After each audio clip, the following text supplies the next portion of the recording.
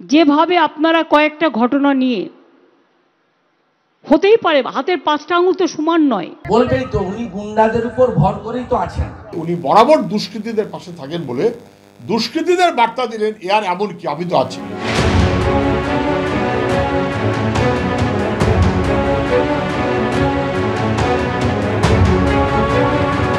মা বোনেদের সঙ্গে অত্যাচার করে টিএমসি ঘোর পাপ করেছে।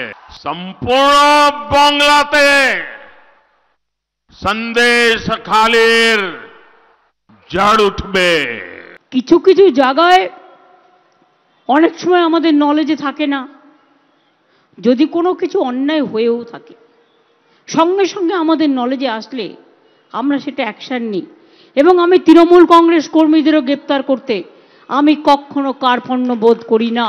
চারিদিকের মেয়েদের সাথে সাথে সন্দেশখালীর মেয়েরাও যে আজকে এসছে সন্দেশ দিতে, অর্থাৎ মিষ্টি সংবাদ দিতে, আমি সেজন্য তাদেরকেও ধন্যবাদ জানাই।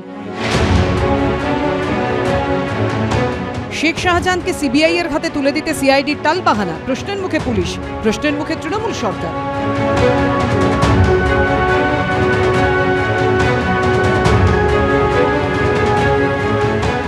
इस व्यवहार से बंगाल की महिलाएं, देश की महिलाएं आक्रोश में है।